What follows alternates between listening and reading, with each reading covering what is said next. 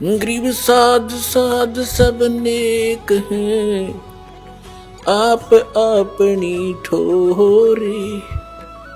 जो सतलोक ले जावेंगे वो साधु कोई और।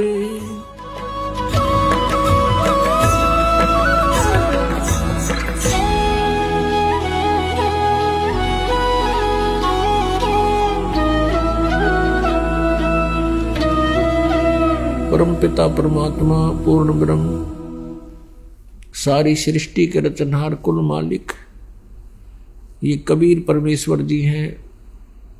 हम सभी आत्माओं के ये जनक हैं, ये हमारे पिता हैं, परम पिता हैं। मनुष्य जीवन परमेश्वर ने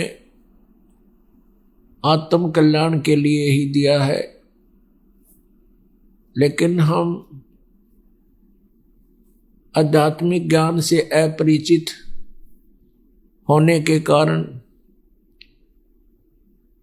हमने मनुष्य जीवन का उद्देश्य कुछ अन्य ही मान रखा था। सत्संग में आने से, परमेश्वर कबीर जी के विचारों से परिचित होने से, तत्व ज्ञान की रोशनी में हमें ये दिखाई देने लगा कि मनुष्य जीवन का कार्य एक बहुत ही अनमोल था। जो हमने किया नहीं, कोशिश हम कर रहे थे तो वो शास्त्र विरुद्ध कर रहे थे, जिसका कोई लाभ नहीं था। पुण्यात्माओं, परमात्मा का पाना बहुत ही आसान है।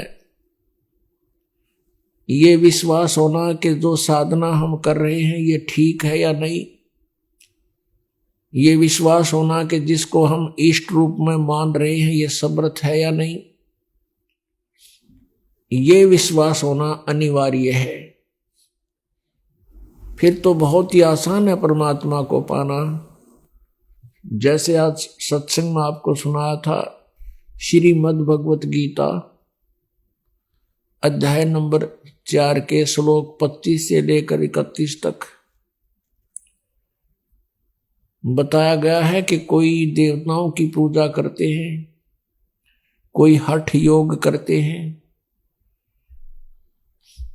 कोई केवल योगासन करते हैं, कोई प्राणायाम ही करके अपना मोक्ष मानते हैं, कोई यज्ञ करते हैं, हवन यज्ञ करते हैं, केवल इसी से कल्याण मानते हैं, कोई तीक्ष्ण अहिंसावादी व्रत रखते हैं, जैसे मुंह के पट्टी बांध के नंगे पैरों घूमना के कोई जीव हिंसा ना हो जाए, इसी से मोक्ष मानते हैं। कोई स्वाध्याय ही करके अपना कल्याण समझता है।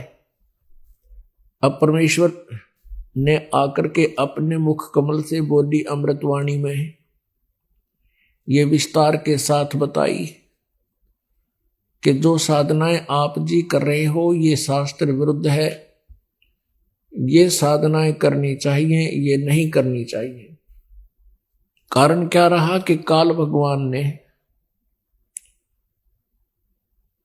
अपनी सूझबूझ से सभी प्राणियों को शास्त्र विधि त्याग कर मनमाने आचरण पर आधारित कर दिया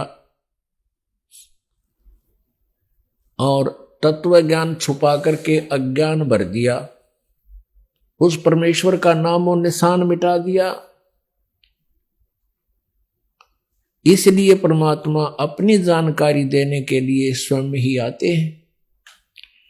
पुण्यात्माओं, सबसे पहले हमने परमात्मा को पहचानना है।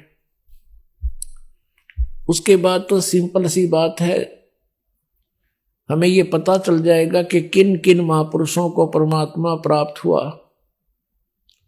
उनकी वे ऑफ वर्शिप कौन सी थी, तो हम आसानी से समझ जाएंगे कि हम भी उन्हीं की तरह साधना करें तो हमारा कल्याण संभव है। पुण्यात्मा, परमात्मा की जानकारी हमें कहां से प्राप्त हुई थी? जो बहुत बड़े मंडलेश्वर कहलाते थे, अपना एक विशेष ज्ञान जानते थे, बताते थे। वो कहते थे कि हम वेदों के अतिरिक्त किसी भी सदग्रंथ को सत्य नहीं मानते। वेदों में सत्य ज्ञान है, बिल्कुल सही है। और वो स्वयं वेदों से परिचित नहीं थे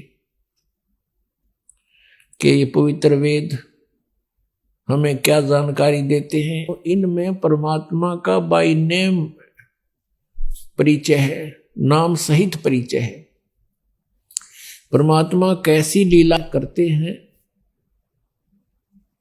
और वो जानकारी भी वेदों में है, संक्षिप्त में है, कोड वर्डों में है। और सूक्ष्म वेद में जो 5वां वेद है, सच्चिदानंद घन ब्रह्म की वाणी, उसमें परमेश्वर की लीला, परमेश्वर की महिमा बहुत विस्तार के साथ है।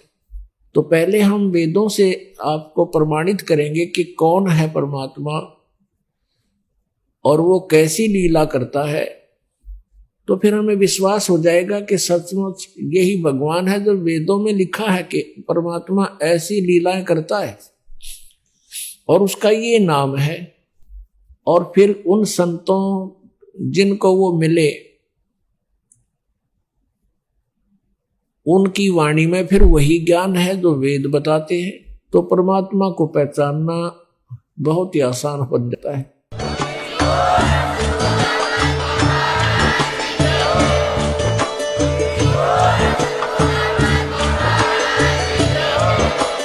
आप सुन रहे थे जगत गुरु तत्वदर्शी संत रामपाल जी महाराज जी के मंगल प्रवचन। अधिक जानकारी के लिए विजिट कीजिए हमारी वेबसाइट www.jagatgururampalji.org। संत रामपाल जी महाराज जी के शुभ आशीर्वाद से पूरे विश्व भर में 500 से भी ज्यादा नाम दीक्षा केंद्र हैं, जिन पर संत रामपाल जी महाराज जी द्वारा ऑनलाइन निःशुल्क नाम दीक्षा दी जा रही है। अपने नजदीकी नाम दीक्षा केंद्र का पता करने के लिए संपर्क करें 8222880541।